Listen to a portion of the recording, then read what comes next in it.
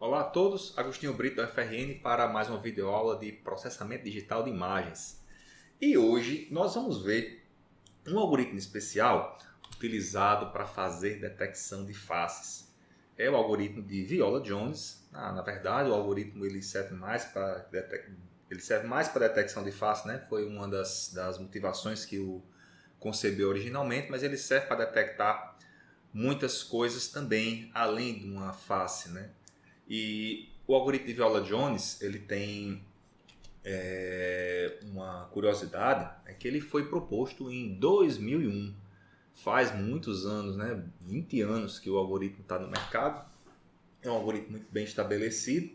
E ele é utilizado para detecção em tempo real de objetos de imagens cinzentas. O que é isso? É que não quer dizer que a imagem não possa ser colorida, claro, mas a imagem que ele vai detectar, que ele vai processar, é uma imagem em tom de cinza, porque ele quer encontrar um padrão.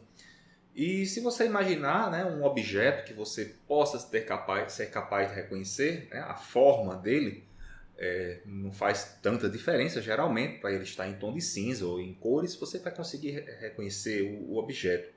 Né? Por exemplo, né, se encontrar um mouse, você vai conseguir saber que isso aqui é um mouse só olhando o objeto, mesmo sem saber, mesmo que ele esteja com uma imagem em tom de cinza. Então ele foi criado dessa forma. E na época, né, a principal motivação, né, que fez com que o trabalho dele, do Paul Viola e do Michael Jones ficasse tão bem reconhecido, foi que eles aplicaram isso no reconhecimento de faces. Né? Era uma coisa bastante comum, né, você precisar de reconhecer uma face ou identificar onde uma face está. Isso tem muitas atividades, muitas aplicações, né, tanto na área de segurança quanto em coisas simples, né, do dia a dia. Por exemplo, você pegar um telefone, né, focar numa pessoa e desejar que o foco do telefone, da câmera do telefone, esteja nos olhos da pessoa, que normalmente é o local onde você tem mais atenção no momento que você vai verificar ou ver uma fotografia. O algoritmo, né, ele foi feito para ser rápido na detecção, mas o treinamento dele é um treinamento muito lento. Treinamentos de um algoritmo de Viola-Jones, dependendo do que você vai treinar, pode levar uma boa quantidade de horas, né, numa máquina muito rápida. E depois que ele está treinado, né, ele funciona, mas funciona de uma maneira muito rápida. Para vocês terem ideia, o primeiro teste do algoritmo foi feito em 2001. Ele rodou num Pentium 3 de 700 MHz. Isso aqui é o que está no paper original do Viola-Jones, né, que eles publicaram. E o algoritmo foi capaz de processar até 15 quadros por segundo numa resolução de 384 por 281 pixels. Para a época, né, isso era formidável, né, era uma resolução muito alta. E esse sucesso que o algoritmo teve, ele tem algumas boas motivações, né, para as pessoas terem comemorado, né, esse sucesso na época. E uma delas vem da forma como você precisa encontrar uma imagem, né, uma face na imagem. Veja uma imagem como essa daqui. Né? Ela tem uma face, você humano consegue reconhecer isso rapidinho, né? Sem menor dificuldade. Ela tem apenas uma face e essa face está numa região aqui central. Só que para que você reconheça a face, você não tem tanta dificuldade humana, mas um computador ele pode reconhecer essa face, ele precisa reconhecer essa face e para isso ele tem que pegar um pequeno retângulo que tem, geralmente, né, as mesmas proporções de uma face. A maior parte das proporções é de 4:3, né, por exemplo. E essa proporção, esse tamanho desse retângulo pode variar. Dependendo da distância em que a máquina fotográfica, né, ou o dispositivo de aquisição está do assunto a ser fotografado, no caso uma face humana, esse retângulozinho, né, que está aqui no canto superior direito, ele pode ser maior ou menor. E mais, você pode ter mais de uma face por imagens, e essas faces por imagem podem ser de tamanhos diferentes. Então, a pergunta básica é como achar a face, que tamanho ela está e onde ela está. Então, o algoritmo de Viola-Jones faz o quê? Ele cria alguns desses retângulos de tamanhos cujas proporções são fixadas e sai testando em todas as posições da imagem, desde o pixel 00 até um pixel aqui um pouquinho mais acima, onde porventura pudesse estar a face aqui na cena. E isso é testado com retângulos de tamanhos diferentes para muitas posições. E a quantidade de testes ela é estúpida, ela é muito grande. E para cada subjanela dessa que ele testa, ele tem que verificar e tem que decidir se tem uma face lá dentro. Até aquela época, né, onde os caras criaram esse algoritmo, né, usavam-se muito redes neurais, ainda se usa, né, redes neurais para fazer identificação de face. Mas alguns problemas eles resolveram de forma bem criativa. Uma delas, a solução ela precisa operar em tempo real. Quando você pega, por exemplo, um telefone moderno hoje, um smartphone, que você aponta para uma cena onde tem pessoas, muitos smartphones conseguem encontrar onde as faces estão. Isso é feito em uma velocidade incrível. Eles conseguem encontrar a face rapidinho para conseguir bolar um mecanismo de ajuste de foco para que as pessoas que estão ali sejam bem fotografadas, possam estar em foco de acordo com parâmetros que você tenha definido para a sua câmera. Geralmente são ajustes automáticos. Outra, a iluminação ela pode ser problemática. Você pode estar numa cena que é hora mais iluminada, hora menos iluminada, e esse processo de iluminação ele interfere na cena, interfere no algoritmo de detecção da imagem. Você pode ter regiões que são mais escuras, quando ela é mais escura o contraste é menor, quando ela é mais clara o contraste é maior. Então o algoritmo tem que prever isso daí. E outra, indivíduos diferentes. A gente não vai fotografar sempre a mesma pessoa, mas essas pessoas, né, elas têm características em comum. Todas elas têm características em comum. Por exemplo, todos nós humanos temos, né, os olhos separados aqui pelo nariz, e essa região aqui da sobrancelha normalmente é mais escura do que a região da testa. Inclusive na região dos olhos também, né, essa região dos olhos é bem destacada da região da testa. E a região dos olhos é destacada dessa região central. Inclusive em pessoas de pele negra isso ocorre também, né? E esses indivíduos diferentes têm sempre essa característica, né? A boca fica abaixo dos olhos, a boca tem um determinado formato que é sempre parecido em todos os seres humanos. E a face pode estar em diversos posicionamentos. Eu posso estar com a face ela meio frontal, a minha face pode estar um pouco, né, para uma lateral, um pouco para outra lateral. Ela pode estar um pouquinho mais abaixo, um pouco mais acima. E essas posições elas podem ser contempladas pelo algoritmo de reconhecimento. E principalmente as faces são raras por imagem. Nessa imagem que vocês estão vendo aqui, né, aqui a minha face, ela tem apenas uma face sendo mostrada, né? Ela não tem uma quantidade muito grande de faces. Né? Se você olhar para mim, apenas a minha face, né, está nessa posição. Todas as outras posições ao redor aqui da minha face não são faces. E isso tem que ser verificado aí pelo algoritmo. De forma que, se ele encontra uma região que ele detecta rapidamente que não tem uma face, que não há possibilidade de ter uma face ali, ele já seria capaz de descartar aquela região e não continuar com testes que certificassem que há uma face lá. Então, uma das propostas que eles fizeram, né, na verdade foi a proposta que o Viola Jones e o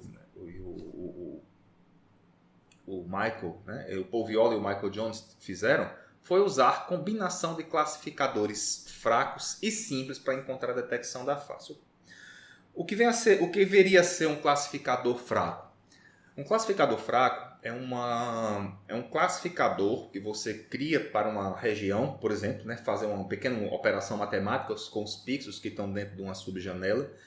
E esse classificador ele é muito rápido de ser calculado. Embora ele não seja capaz de dar uma noção precisa de que há uma face lá, mas esse classificador em si ele pode ser calculado numa velocidade estúpida, muito grande, que você agiliza o processo de detecção. E aí, com a combinação de vários desses classificadores, você consegue detectar ou consegue identificar se há uma face ali naquela região. Então, você pode, por exemplo, né, criar um classificador fraco, por exemplo, para identificar se tem uma região que parece com a região dos olhos, outra que parece com a região da boca, né, a região do nariz separando com os olhos, uma testa comparando com as sobrancelhas. Então são cálculos que você consegue fazer muito fácil, né, muito rápido, né, com os classificadores que a gente vai mostrar. E combinando todos eles, você pode decidir se há uma face ali ou não, naquela subjanela que você está procurando.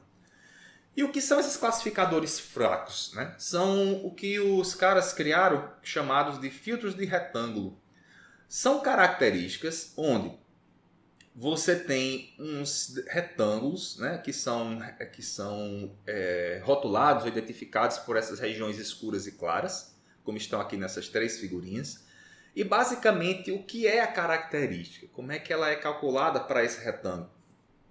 A ideia é somar todos os pixels que estão nessa região escura, nessa parte escura do retângulo, e subtrair da soma dos pixels que estão na região clara do retângulo.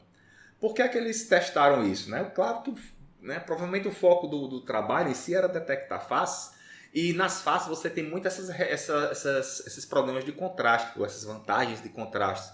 Regiões bem escuras comparadas com regiões claras são facilmente detectáveis, né, pelos algoritmos. Porque você tem essas diferenças grandes, né, aí nas suas figuras. E você tem essas diferenças calculadas com vários tipos de classificadores diferentes. Em uns o retângulo você subtrai a parte direita da parte esquerda, outra a parte de cima da parte de baixo. Em outras, a parte central das partes laterais. E outras você subtrai as partes diagonais. E a característica, ou a feature que você vai medir, que você vai usar para montar o seu classificador, ela é simplesmente dada por essa subtração dos pixels que estão lá dentro. Problema sério, é que mesmo para uma janela muito pequena que você pesquisaria, por exemplo, para uma resolução de 24 por 24 pixels, né, o tamanho da janelinha que eles usavam para fazer a detecção das faces, a quantidade de retângulos que você pode criar aí dentro, ela é muito grande, mesmo para um tamanho muito pequeno. A solução seria o quê? Né? Se você tem uma quantidade de características muito grande, quais são as melhores características? Então, essa busca pelas melhores características foi feita com o uso de 2 algoritmos. Um deles é um algoritmo chamado de AdaBoost e o outro é uma proposta que eles fizeram interessante chamada de imagem integral. É uma coisa nova, né? A imagem integral, e ela oferece uma vantagem muito legal, principalmente para implementação em hardware, que é rapidez. Ela é muito rápida de ser calculada e usando a imagem integral para fazer o cálculo dessas características, você consegue agilizar bastante, né, o algoritmo de detecção da face, né, para fazer a posterior combinação. E o que vem a ser a imagem integral? Bom, basicamente a imagem integral ela é constituída com a soma dos pixels que estão à esquerda e acima de um determinado pixel que você fornece. Por exemplo, a imagem integral nesse ponto aqui, né, no ponto 1, é a soma de todos os pixels, ou melhor, dos tons de cinza dos pixels que estão dentro daquele quadradinho. É dado por essa expressão aqui. E ela pode ser obtida de forma recursiva, utilizando essas duas expressões. Uma basicamente calcula a soma, né, ao longo de uma linha, né, a soma acumulativa ao longo de uma linha. E a segunda vai calculando a soma acumulativa ao longo das várias colunas. Né? Então, essa aqui vai calculando dentro de uma linha, ele calcula a soma que vai acontecendo naquela linha, coluna a coluna. Né? E essa daqui vai calculando, né, as acumulações que vão ocorrendo linha após linha.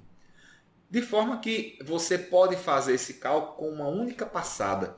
Uma única passada na imagem dá para calcular toda a integral da imagem. E onde é que isso é vantajoso? Isso é vantajoso quando você trabalha com implementação em hardware. Isso é muito rápido, né, para você fazer esse algoritmo num hardware dedicado, implementando isso no circuito. E a soma dos elementos que estão dentro desse quadrado, e por que dentro do quadrado? Porque é lá que você quer utilizar para fazer a subtração das características, né, das regiões escuras para as regiões claras. E dentro daquele quadrado, a soma é obtida quando você calcula a integral da imagem no ponto 4, soma com a do ponto 1 e subtrai do ponto 2 e do ponto 3. Essa operação que você realiza, né, de soma e subtração também é muito rápida e você faz isso na integral da imagem. Então, a integral da imagem só precisa ser calculada uma vez no início do processo de detecção da face, né? capturou a imagem nova, calcula a imagem integral e vai trabalhando naquela imagem para procurar as features de acordo com essas, né, essas somas que você está fazendo para encontrar os elementos que estão dentro daquela região. Então, essa é a ideia da imagem integral, né? É uma das propostas do Viola Jones e foi muito útil, né, na concepção do algoritmo. E onde é que você vai utilizar o classificador fraco? Né? Onde é que ele é utilizado? O classificador fraco ele é dado por uma expressão que relaciona uma polarização, que essa polarização é um sinal, vai dizer mais, né, mais ou menos, você vai utilizar basicamente para saber como é que você vai comparar uma característica que você obteve, uma feature, a feature é obtida por esses processos de soma, de subtração que você realiza aqui, isso é a feature, né, obtida dessa forma. Você vai comparar com um limiar que você vai ter que descobrir, né, ao longo do treinamento do algoritmo. E essa polarização vai dizer se essa feature tem que ser maior ou menor do que o limiar. O resultado do classificador é 1 ou 0, dependendo de se você obteve sucesso ou não na comparação dessa característica. Então, na escolha dos classificadores, a característica mais apropriada é selecionada para um determinado momento do seu treinamento. Então, a característica é calculada para o retângulo, você tem o threshold da polarização, e a melhor característica que você obtém, né, para um determinado momento do seu treinamento, para uma posição onde aquele classificador vai ficar e o formato que ele vai ter, é essa característica que você vai treinar. Vai descobrir, né? E o que é que o treinamento vai fazer? Ele vai testar todos os tipos de filtro possíveis, né? A quantidade é muito grande, para múltiplas rodadas que você vai realizar para os seus classificadores. Por exemplo, para uma janelinha de 24 por 24 pixels, a quantidade de características é dessa ordem aqui, 162 mil características. Então, para uma janelinha de 24 por 24, você consegue bolar ou criar cerca de 162 mil combinações envolvendo retângulos como esse. Os retângulos eles podem ser maiores, menores e se deslocarem dentro dessa janelinha de 24 por 24. Então, mesmo tão pequena, né, a quantidade de características que você tem é muito grande. E nem todas essas características elas são úteis, né? Elas são necessárias para que você faça o reconhecimento de um determinado objeto que você está interessado em verificar. Então, como é que opera o algoritmo? Ele vai ter que encontrar qual é a melhor das características e como combiná-las, né? As melhores características para que você consiga fazer um bom classificador. Então, inicialmente, o que é feito? Né? Você pega N imagens de treinamento, né, para verificar, né, fazer o treinamento do algoritmo. Por exemplo, você pode pegar 1000 imagens, e onde dessas 1000 imagens você tem exemplos negativos e exemplos positivos. O que seria um exemplo positivo? É uma imagem onde tem realmente só nela, uma imagenzinha pequena, que tem só uma face. Existe uma face bem alinhada naquela posição, e a face está bem centralizada. Então, essa geração dos exemplos, com o treinamento que você vai fazer, ele tem que ser muito bem feito. Não é uma face que você vai escolher numa região qualquer, ela vai ter que estar bem centralizada. Para quê? Quando o retângulo estiver varrendo uma imagem que você vai testar, se tem uma face lá ou não, dentro do retângulo tem que ter a face bem posicionada. E o que seriam os exemplos negativos? Por exemplo, uma imagem de uma árvore, de um gato, de um armário, de um sapato, são coisas que não são fáceis, mas você quer que o algoritmo aprenda a distingui-lo de uma face. Então, esses exemplos são rotulados positivos e negativos, e cada exemplo você tem, né, o valor do x, que é o array que contém a imagem da face, e o y, que é 0 ou 1, dependendo se você tem um exemplo negativo, não é uma face, ou um exemplo positivo, é uma face. Inicialmente você vai preparar um conjunto de pesos. O que é que esses pesos eles são? Né? Eles vão ponderar a influência das faces, né, e das não faces no treinamento. E nesse conjunto, nesses pesos, inicialmente eles recebem esses dois valores, né, que você vai ter de acordo com o valor, a quantidade de exemplos negativos e positivos. E a ideia é, para a quantidade de classificadores que você tenha lá para a sua face, você vai fazer um conjunto de rodadas. Por exemplo, Para uma imagem que você vai treinar de 24 por 24 faces, você tem 164 mil classificadores possíveis, né? Aqui nas características possíveis. Então você vai ter que testar para todas elas. E para cada característica dessa, você vai ter que rodar o seu classificador para encontrar qual é um conjunto de experimentos, né, de cálculos, para encontrar qual é o classificador fraco que minimiza o erro de classificação, qual é o melhor daqueles classificadores. Então, normalizar os pesos, depois que você normaliza o peso, você vai procurar qual é o melhor classificador que classifica aquele erro para aquela característica que você escolheu. Escolha o classificador com menor erro e atualize os pesos e passe para o próximo classificador. E você vai ficar rodando esse processo para todos os classificadores que você obtiver. No final, você vai montar um classificador forte, dado por essa expressão aqui. Os classificadores eles vão ser formados por um grupo de elementos que serão selecionados aqui nessa sequência, né, nessa sequência de treinamento. E caso eles atinjam, né, esse patamar, esse limiar que você estabeleceu aqui, que ele é estabelecido pelo conjunto de treinamento, ele vai fazer parte do classificador forte, né, do classificador final. Esse aqui é o treinamento para um dos estágios, né, um dos estágios da sequência de classificação que você vai fazer.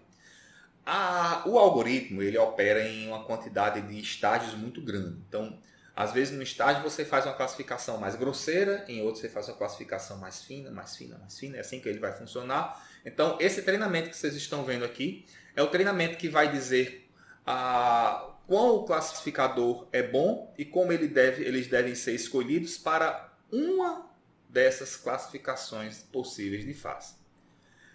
Exemplo de características que foram selecionadas. Por exemplo, para uma face, uma das características foi essa, a outra foi essa daqui. O que é que essa característica faz? Basicamente, ela subtrai essa região mais clara, aqui que envolve, né, as bochechas e parte do nariz, da parte que tem os olhos e as sobrancelhas. Sempre essa região aqui geralmente é mais clara do que a de cima. Então, essa diferença, ela vai gerar sempre diferenças grandes quando o classificador estiver naquela região. E essa outra subtrai a parte central, né, do nariz, da parte das laterais, que são os olhos e sobrancelhas. Sempre o nariz é mais claro do que os olhos e as sobrancelhas. Então, essa subtração também sempre produz valores elevados. Então, quando você combina esses classificadores, naquela janelinha, se os classificadores produzirem respostas proeminentes, significa que há chance de ter uma face lá. Então, esses são exemplos de características, de features, que foram selecionadas para montar, né, os nossos classificadores. E o algoritmo ele funciona como? Ele funciona sempre procurando melhorar a capacidade de classificação que ele tem.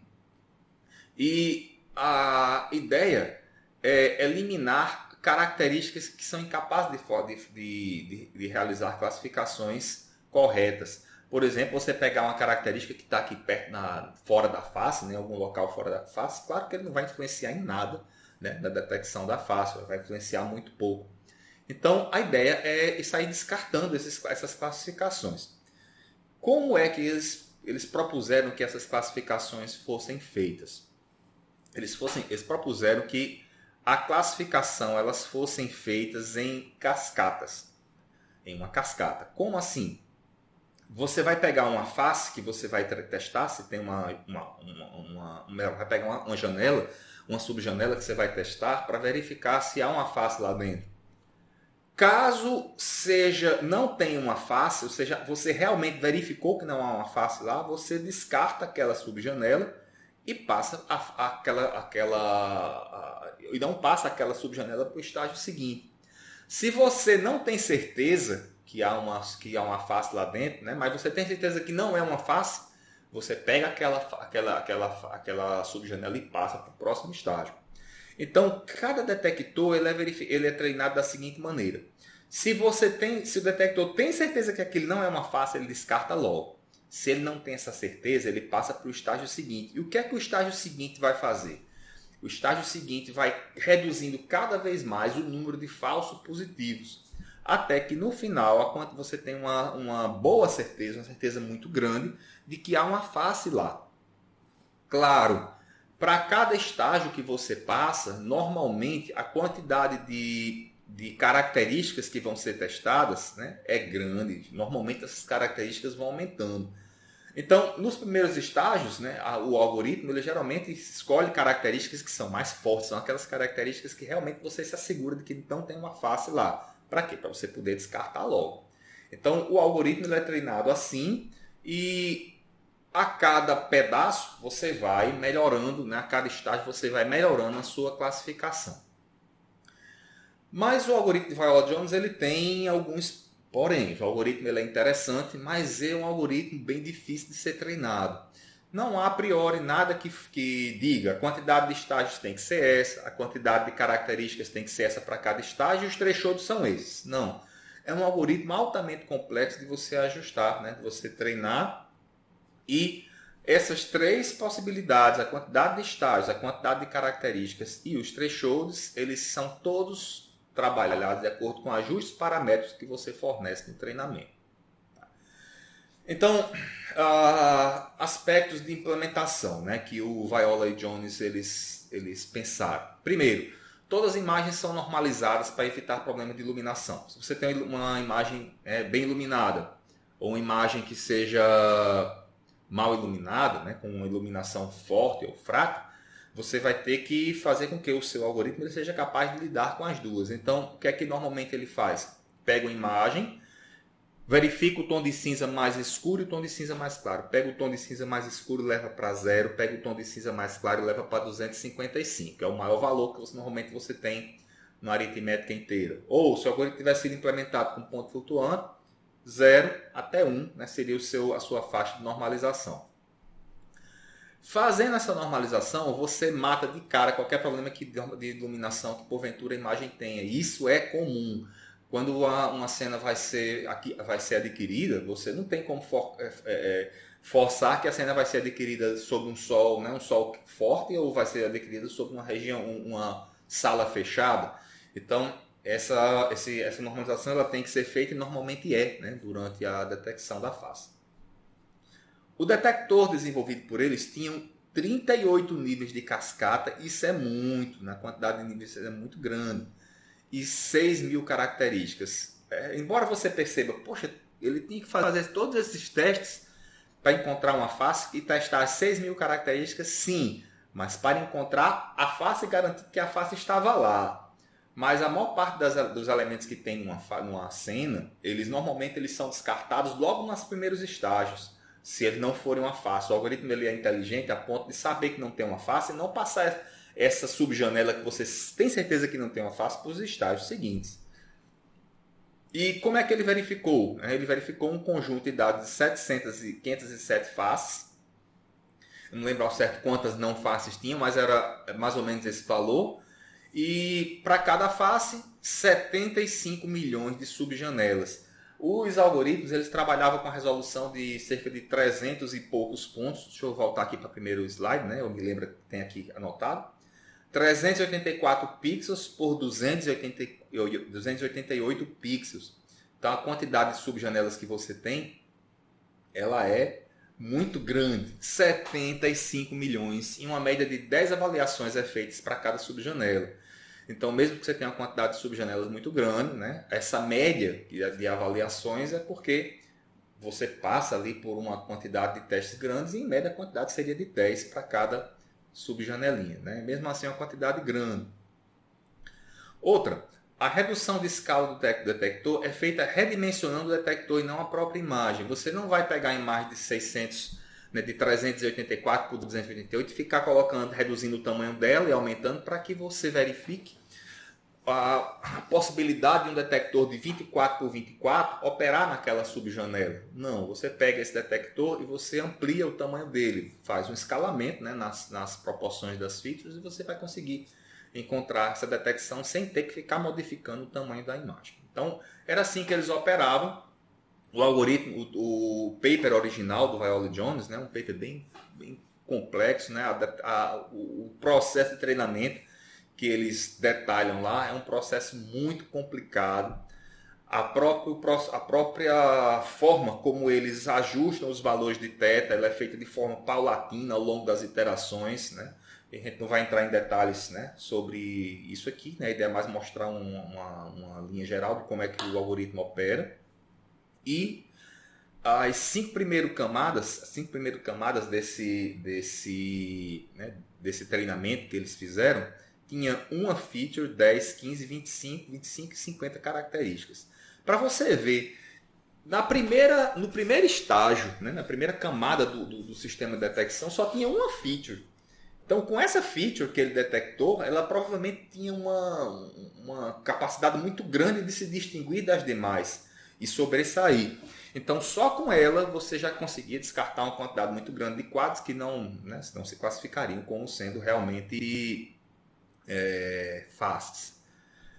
E no OpenCV, que é a biblioteca que a gente vai verificar, né, a gente vai avaliar, né, a operação dela, daqui um momentinho, ela tem um total de 25 estágios, né, uma quantidade de estágios menor do que o classificador do Viola Jones, e 2.903 características para esse classificador aqui chamado Frontal Face. É um classificador que encontra uma face frontal. Então, se a face está frontal, ele consegue fazer essa classificação legal.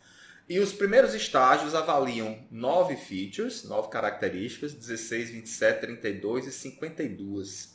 Normalmente, essas características, essa quantidade de características vai só subindo. Porque na medida em que você tem mais faces para você verificar como você quer tirar os falsos positivos, você tem que incluir mais características para ele prestar atenção em mais detalhes da face, para verificar se tem uma face ali realmente. Então vamos ver como é que isso aqui se dá, né, no OpenCV, né, como é que ela verifica. Deixa eu abrir aqui a minha outra telinha. Deixa eu sair daqui dessa tela, usar nossa apresentação. E vamos aqui para o nosso VS Code, né, que vai conter aqui nosso códigozinho que a gente vai trabalhar. Deixa eu abrir aqui o nosso ambiente de testes. Vou trabalhar aqui com o VS Code para dar noção a vocês de como isso pode ser feito em OpenCV. É bem simples, na verdade. E antes da gente começar a avaliar como é que esse processo é feito no OpenCV, vamos dar uma olhada de como é um arquivo de cascata, né? Um arquivo de treinamento. Esses arquivos de treinamento eles são feitos com uma ferramenta automática que a distribuição do OpenCV provê para você. Então, se você quer fazer um treinamento de uma coisa diferente, por exemplo, eu quero treinar o OpenCV para ele reconhecer uma mão, né, em algum momento da cena. Cada vez que eu tenho uma mão aberta, ele reconhece, uma mão fechada, ele reconhece. Então, você tem que pegar uma quantidade de mãos enorme, né, bem grande, para que ele consiga fazer esse treinamento. Uma coisa que você tem que prestar atenção é que a movimentação dos objetos que estão na cena, ela tem que ser bem rígida. Em que sentido? Por exemplo, um olho, quando você caminha na cena para um lado para o outro, esse olho direito caminha junto com o olho esquerdo. Então, coisas que envolvem, né, movimentação não rígida, o OpenCV pode ter dificuldade para fazer aí a detecção. Então, o OpenCV vai detectar uma janelinha de 24 por 24 e nesse classificador, que é um arquivo em XML, ele tem uma licença. Uma das formas de você utilizar o classificador do Viola Jones, né, para suas aplicações particulares é você criar bons classificadores. Esse classificador aqui do OpenCV ele é muito bom. E ele tem uma licença, né, para você poder utilizar esse classificador, né, para alguma aplicação, principalmente aplicação comercial, se você tiver interesse. Tem que verificar se a sua aplicação ele cabe dentro desses limites, né, aqui dessa licença. É uma licença Intel e para o OpenCV você tem que ler com cuidado a licença para saber se é o caso. Então esse é o seu classificador, né? A classificação ela trabalha com a janelinha de 24 por 24 pontos. E cada classificador ele tem aí uma quantidade de parâmetros, né? Tem umas características, né? Uns parâmetros especiais ou dedicados a cada tipo de coisa que ele quer significar. Por exemplo, Aqui eu consigo identificar que ele tem 25 estágios, né? E para o primeiro estágio, referenciado com essa característica, ele tem 9 features. E essas são as características das features. É um arquivo que ele se repete, né? Os estágios, ele se você perceber aqui, ó, ele é gigantesco. Deixa eu ver quantas linhas tem esse arquivo de detecção de features, 33 mil linhas. E quando você vai utilizar o OpenCV para fazer detecção de face, esse arquivo é lido e é interpretado e carregado junto com o teu código executado para que ele faça a detecção correta. E isso é bem custoso computacionalmente. Vamos ver como é que a detecção de face ocorre. Eu vou fazer o seguinte, deixa eu rodar primeiro a aplicação, né, para a gente ter uma ideia do que é que ela vai fazer. Enquanto ela vai rodando, a gente vai discutindo. Eu já tenho aqui pré-compilado esse programa que a gente está verificando e ele vai fazer uma detecção de face aqui na minha segunda câmera. Eu tenho uma câmerazinha auxiliar, morreu, acorda minha filha. Então, aqui eu tenho a minha detecção de face que ele está fazendo, ele está detectando a face em si, né? Além da face, ele detecta também onde está a região da boca e caso ocorra um sorriso, ele detecta um sorriso também. Não é muito preciso, né? Mas funciona, né? A detecção do local onde está a boca, a detecção do... Deixa eu ver o que é que eu estou detectando aqui, o sorriso. Essa região em vermelho é o local onde ele encontrou a face. A região amarela é a região onde eu estou mandando ele procurar o sorriso. Fica aqui uma proporção da face completa. Claro que eu não vou mandar ele procurar um sorriso no canto superior. Não vai encontrar, mas encontra na parte inferior, no local onde está a boca. Se a face está um pouco mais de lado, esse arquivo de treinamento não foi programado para encontrar faces laterais, mas ligeiramente frontais ou ligeiramente laterais ele ainda consegue achar. Ó, essa minha face aqui ela não está frontal, né? Aqui ela está frontal, mas aqui ela não está. Mas mesmo frontal, ela consegue fazer a detecção muito bem. Lateral, ela já falha, né? Ela já não consegue fazer a detecção. E como é que isso aqui vai operar, né? Como é que esse processo de detecção da face ele vai funcionar?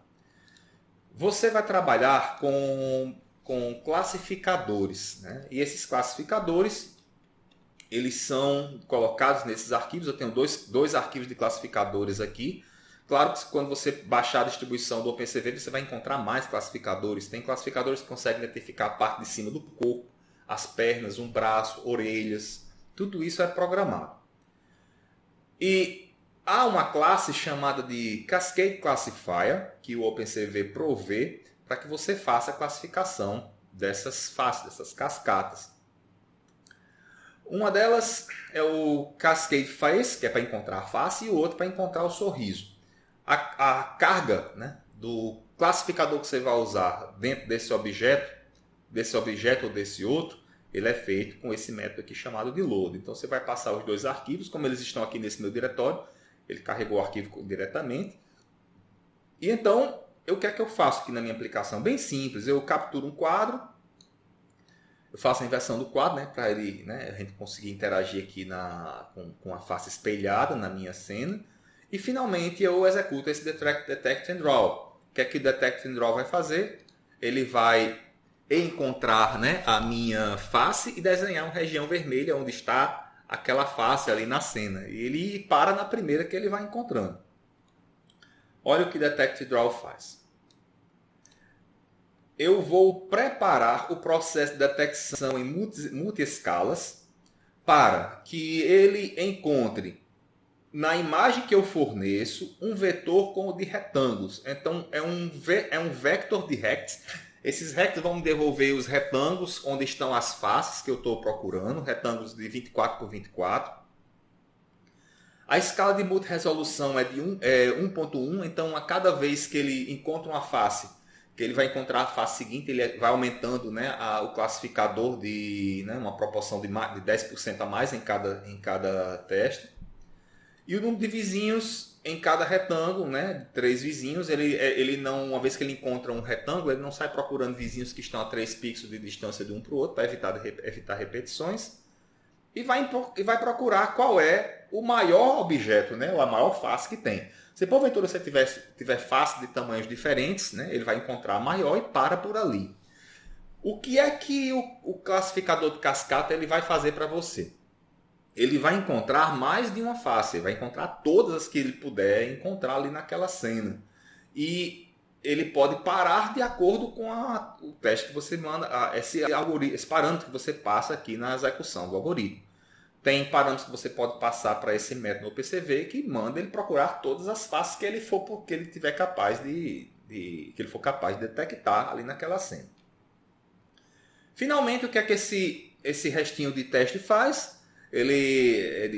Do programa faz, ele sai simplesmente desenhando um retângulozinho no local onde ele encontra, né, a face. A face é feita com o retângulo R, que ele encontra aqui dentro do grupo de faces. Esse for, ele está fazendo um iterador sobre o conjunto de faces que foram descobertas. Para cada face, ele desenha um retângulo de acordo com a largura e a altura que ele encontrou, né? Do retângulozinho que foi fornecido pelo classificador. E desenha um retângulo vermelho, né? Que é dado por essa expressão aqui, né? A cor vermelha. Aqui são outros parâmetros que o método, a função retângulo possui. Interessante que consulte lá o manual do OpenCV para saber exatamente o que é que eles propõem, né? Não é o caso aqui. Finalmente, né, ele vai verificar se existe um classificador de sorrisos. Eu sei que o sorriso não vai estar nunca, né, na região aqui mais superior da minha face. E eu sei que o sorriso não vai estar aqui nessas laterais. Então eu vou mandar ele procurar o sorriso só no local onde está a face. Eu podia mandar ele procurar o sorriso em toda a região, né? Toda a imagem da cena, toda essa cena que vocês estão percebendo aqui. Mas não compensa. É interessante que você sabe que o sorriso está lá naquela região, manda ele procurar lá. Então, esse cálculo que foi feito é a região de interesse de onde está a minha boca, aqui nessa cena. É um cálculo feito, né, manualmente, dá uma expectativa de onde a boca esteja, né, naquela região de interesse. E o retângulo, né, vai desenhar onde está aquela minha boca. E, finalmente, a região de interesse vai ser a imagem que eu tenho, que é essa imagem completa, marcada ou restrita apenas pela região de onde está a boca. E vou mandar o OpenCV procurar lá dentro novamente, onde é que está a boca. Ele encontra o retângulozinho, exatamente mostrando onde está a boca, que é essa região rosa que aparece aqui na cena. E finalmente ele detecta o retângulo, né? E só vai encontrar um, claro, só tem uma boca aqui. E ele desenha aquela região. O que é que vocês percebem, né? Muitas vezes ele falha na detecção, né? Você pode encontrar retângulos que ora aparece, ora não aparece, é muito rápido, né? Porque o OpenCV ele pode falhar nessa detecção, né? Claro que não é 100% perfeito, mas opera. Deixa eu fazer aqui um pequeno experimento aqui com a gente. Vou ligar aqui um refletor para a gente verificar como é que o OpenCV se comporta quando você tem uma iluminação diferente na cena. Eu tenho mais esse lado mais iluminado do que esse outro, mas mesmo assim, né, e o OpenCV consegue detectar legal, né, a cena, até mesmo aqui. Olha como o brilho da minha face do lado esquerdo está maior do que do lado direito. Mas mesmo assim ele conseguiu detectar a face, mas a boca já não conseguiu detectar muito bem. Por quê? Devido aos problemas de iluminação que a imagem tem. E como a imagem está mal iluminada, a gente não tem como garantir, não é possível garantir que o OpenCV vai encontrar uma face ali. Mas no momento que eu desligar aqui o meu refletor, ele já volta a encontrar, porque a iluminação agora está bem mais distribuída. Então, não é um algoritmo perfeito, né? O OpenCV, deixa eu fechar aqui nossa pequena aplicação, não é um algoritmo perfeito, mas ele funciona muito bem e ele é muito rápido, né? Aquela câmera que estava capturando, a resolução dela era de 640 por 480, e mesmo assim conseguia capturar uma taxa muito alta. Esse PC que eu estou usando não é um PC dos melhores, né? Mas ele é rápido e mesmo assim consegue capturar muito bem, né? E esse foi aí o algoritmo de Viola Jones, né? Para detecção de face, você pode usar para outras coisas também, mas o objetivo dele é para fazer detecção de objetos genéricos. E é isso, né? Espero que vocês tenham gostado, aproveitado aí os conceitos de programação em OpenCV, fundamentos que a gente passou sobre o uso do algoritmo de Viola Jones. Ficamos por aqui, né? E em outra oportunidade a gente volta para falar um pouquinho mais sobre algoritmos de processamento de imagens e visão artificial aqui no nosso canal. Até lá!